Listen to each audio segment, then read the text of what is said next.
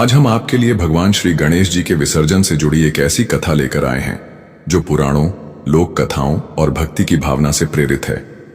नमस्ते दोस्तों, स्वागत है आपका हमारे YouTube चैनल पर, जहां आज हम लेकर आए हैं भगवान श्री गणेश जी की विसर्जन से जुड़ी एक अद्भुत और प्रेरक कथा। यह कहानी विघ्नहर्ता गणपति की महिमा, उनकी पूजा और विसर्जन के गहरे दर्शन को बयान करती है। प्राचीन काल के राजा हरिश्चंद्र, उनकी बेटी अनन्या और आधुनिक युग के यूट्यूबर रोहन की कहानियों के माध्यम से हम जानेंगे कि गणेश विसर्जन केवल एक रस्म नहीं, बल्कि जीवन का चक्र और भक्ति का प्रतीक है। क्या आप जानते हैं कि गणेश जी क्यों कहते हैं, मैं मिट्टी से बना मिट्टी में लौटूंगा? तो तैयार हो जाइए एक ऐसी कहानी के लिए जो आपके दिल को छू लेगी और गणेश जी की भक्ति में डुबो देगी। वीडियो को लाइक, शेयर और सब्सक्राइब करें और चलिए शुरू करते हैं यह दिव्य कथा। गणपति बप्पा मोरया।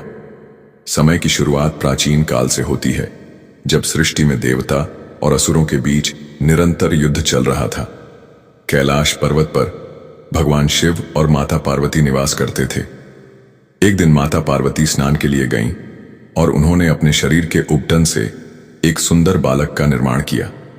इस बालक को उन्होंने अपना पुत्र माना और उसे द्वार पर पहरा देने का आदेश दिया। बेटा, किसी को भी अंदर आने मत देना, माता ने प्यार से कहा। वह बालक, जो बाद में गणेश जी के नाम से विख्यात हुआ, द्वार पर अडिग खड़ा हो गया। उसी समय भगवान शिव कैलाश लौटे। उन्होंने द्वार पर इस अनजान बालक को देखा और पूछा, तुम कौन हो? मुझे अंदर जाने दो। लेकिन गणेश जी ने माता के आदेश का पालन करते हुए उन्हें रोक दिया। मैं माता का पुत्र हूं और आप बिना अनुमति के प्रवेश नहीं कर सकते, गणेश जी ने दृढ़ता से कहा। शिव जी को क्रोध आया। उनकी भ्रिकुटी तन गई और अपने त्रिशूल से उन्होंने गणेश जी का सिर काट दिया। जब माता पार्वती ने यह दृश्य देखा तो उनका हृदय दुख से भर गया। वे क्रोधित होकर बोली, महाराज, यह मेरा पुत्र था, आपने इसे मार डाला। अब इसे जीवित करें, वरना मैं सृष्टि का विनाश कर दूंगी। शिव जी ने अपनी गलती समझी और अपने गणों को आदेश दिया, जाओ, उत्तर दिशा में पहला जीव जो मिले उसका सिर ले आओ। गणों को एक हाथी का बच्चा मिला जिसका सिर वे ले आए। शिव जी ने उस सिर को गणेश जी के धड़ से जोड़ा और उन्हें जीवित कर दिया। इस प्रकार गणेश जी गजानन बन गए, हाथी का सिर और मनुष्य का शरीर। देवताओं ने उनकी पूजा की और ब्रह्मा जी ने उन्हें प्रथम पूज्य का वरदान दिया। गणेश जी को विघ्नहर्ता कहा गया क्योंकि वे सभी बाधाओं को दूर करने वाले थे। गणेश जी की महिमा चारों दिशाओं में फैलने लगी। वे बुद्धि, विवेक और सफलता के देवता बने।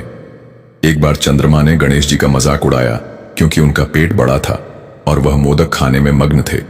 गणेश जी ने क्रोधित होकर चंद्रमा को श्राप दिया, कोई भी तुम्हारी पूर्णता को नहीं देखेगा।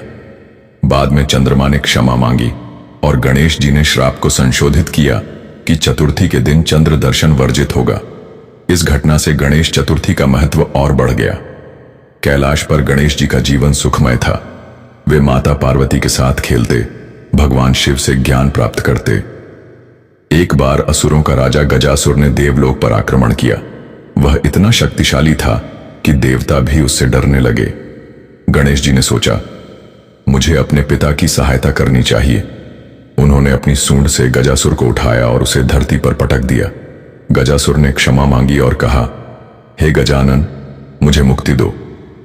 गणेश जी ने उसे मुक्ति प्रदान की और तब से उनकी गजानन की उपाधि और प्रसिद्ध हुई। इस घटना के बाद देवताओं ने गणेश चतुर्थी का उत्सव शुरू किया। भाद्रपद मास की शुक्ल पक्ष की चतुर्थी को गणेश जी की मूर्ति स्थापित की जाने लगी।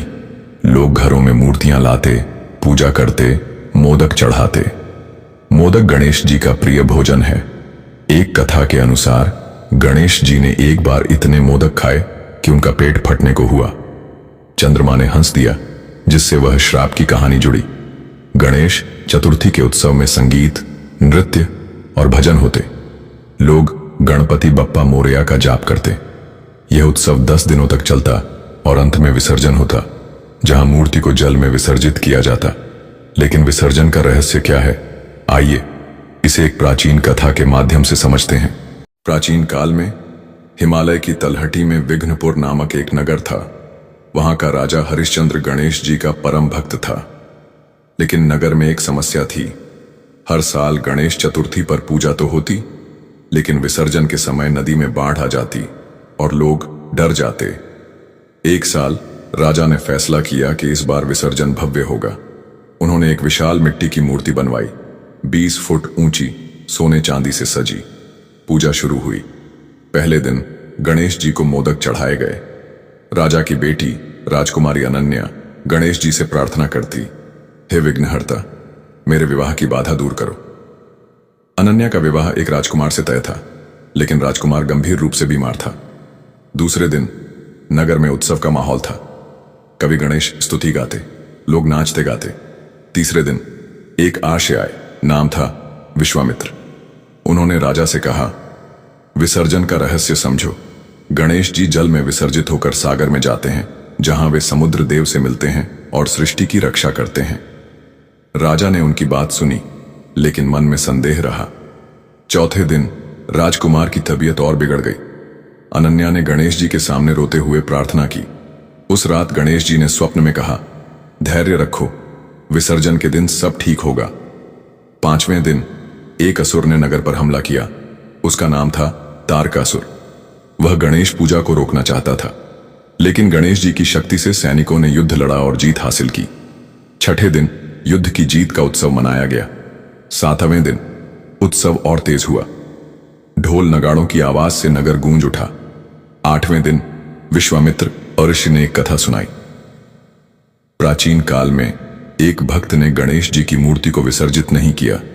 वह चाहता था कि गणेश जी हमेशा उसके पास रहें, लेकिन मूर्ति जीवित हो गई और नगर में घूमने लगी, विघ्न पैदा करने। जब भक्त ने विसर्जन किया, तब शांति आई। विसर्जन सृष्टि के चक्र का प्रतीक है, जन्म, जीवन और मोक्ष। राजा ने यह कथा सुनी और विसर्जन का महत्व समझा। 9वें दिन अनंत चतुर्दशी आई। इस दिन विष्णु जी की पूजा के साथ गणेश जी की विशेष पूजा हुई। 10वें दिन विसर्जन का समय आया। एक विशाल जुलूस निकला। हजारों लोग, हाथी, घोड़े, संगीत और नृत्य। मूर्ति को नदी किनारे ले जाया गया। राजा ने स्वयं आरती की। जैसे ही मूर्ति जल में विसर्जित हुई, एक चमत्कार हुआ। नदी से प्रकाश की किरणें निकलीं और राजकुमार स्वस्थ होकर दरबार में आया। अनन्या का विवाह तय हो गया। नगर में खुशी की लहर दौड़ गई। लेकिन कथा यहीं खत्म नहीं होती। जल में विसर्जित होने के बाद गणेश जी की आत्मा सागर में पहुंची। वहां समुद्र देव ने उनका स्वागत किया और कहा, हे गजानन, हर साल तुम आते हो, भक्तों को आशीर्वाद देते हो। गणेश जी ने उत्तर दिया, यह सृष्टि का चक्र है, जन्म से मोक्ष तक। मैं भक्तों को सिखाता हूं कि सब नश्वर हैं, केवल भक्ति शाश्वत है। इस कथा में कई छोटी छोटी उपकथाएं भी जुड़ी हैं। एक गरीब किसान था, जिसने छोटी सी मिट्टी की मूर्ति बनाकर गणेश जी की पूजा की। विसर्जन के बाद उसकी फसल दोगुनी हो गई। एक व्यापारी ने विसर्जन करना भूल गया और उसे व्यापार में घाटा हुआ। अगले साल उसने विसर्जन किया और उसका व्यापार फिर से फलने फूलने लगा। ये कहानियां बताती हैं कि गणेश विसर्जन केवल एक रस्म नहीं, बल्कि जीवन का दर्शन है। अब हम इस कथा को आधुनिक संदर्भ में ले जाते हैं। मुंबई शहर में एक युवक रहता था, नाम था रोहन। रोहन एक यूट्यूबर था जो धार्मिक वीडियो बनाता था। उसने गणेश चतुर्थी पर एक वीडियो बनाने का फैसला किया। उसने घर में गणेश जी की मूर्ति स्थापित की, पूजा की और वीडियो शूट किया। लेकिन विसर्जन के दिन वह मूर्ति को रखना चाहता था। उसे लगता था मूर्ति को जल में डुबोना बर्बादी है। रात में उसे सपना आया। गणेश जी बोले, रोहन, मेरी कथा सुनो, मैं तुम्हें अतीत में ले चलता हूं। सपने में रोहन विघ्नपुर पहुंचा। वहां उसने राजा हरिश्चंद्र के समय का विसर्जन देखा। उसने देखा कि कैसे मूर्ति जल में विलीन हुई और नगर में समृद्धि आई। गणेश जी ने कहा, विसर्जन त्याग सिखाता है। अगर तुम मुझे बंधन में रखोगे तो अहंकार आएगा। मुझे छोड़ो तो मैं सदा तुम्हारे हृदय में रहूंगा। रोहन जागा और उसने विसर्जन किया। उसका वीडियो वायरल हुआ और वह सफल यूट्यूबर बन गया। गणेश जी की अन्य लीलाएं भी प्रेरक हैं। एक बार उन्होंने महर्षि व्यास को महाभारत लिखने में मदद की। गणेश जी उनकी कलम बने, लेकिन शर्त रखी कि व्यास रुके नहीं। जब कलम टूट गई तो गणेश जी ने अपना दांत तोड़कर लिखना जारी रखा और इसीलिए वे एक दंत कहलाए। एक अन्य कथा में गणेश जी ने कुबेर के अभिमान को तोड़ा। कुबेर ने भोज दिया, लेकिन गणेश जी ने इतना खाया कि उसका खजाना खाली हो गया। इससे कुबेर को विनम्रता का पाठ मिला। गणेश विसर्जन का एक और महत्व पर्यावरण संरक्षण से जुड़ा है। प्राचीन काल में मूर्तियां मिट्टी की बनती थीं, जो जल में आसानी से घुल जाती थीं। आज भी पर्यावरण अनुकूल मूर्तियों का उपयोग बढ़ रहा है। गणेश जी कहते हैं, मैं मिट्टी से बना, मिट्टी में लौटूंगा। यह सृष्टि के चक्र को दर्शाता है। विसर्जन के समय गणपति बप्पा मोरया, मंगल मूर्ति मोरया का जाप ऊर्जा और भक्ति से भर देता है। आज के समय में गणेश उत्सव सामाजिक एकता का प्रतीक है। मुंबई के लालबागचा राजा जैसे पंडाल लाखों लोगों को जोड़ते हैं। यह उत्सव हमें आपसी भाईचारा, प्रेम और भक्ति सिखाता है। कथा का सार और सीख, यह कथा हमें गणेश जी की महिमा और विसर्जन के गहरे दर्शन को समझाती है। गणेश विसर्जन केवल एक धार्मिक रस्म नहीं, बल्कि जीवन का दर्शन है। यह हमें सिखाता है कि जीवन एक चक्र है, जन्म, जीवन और मोक्ष। जैसे मिट्टी की मूर्ति जल में विलीन हो जाती है, वैसे ही आत्मा परमात्मा में समा जाती है। विसर्जन हमें त्याग, विनम्रता और पर्यावरण के प्रति जिम्मेदारी सिखाता है। प्रिय दर्शकों, यह कथा यहीं समाप्त होती है। अगर आप भगवान श्री गणेश जी के भक्त हैं तो कमेंट में गणपति बप्पा मोरया लिखें, वीडियो को लाइक करें और हमारे चैनल द स्पिरिचुअल को सब्सक्राइब करें। धन्यवाद।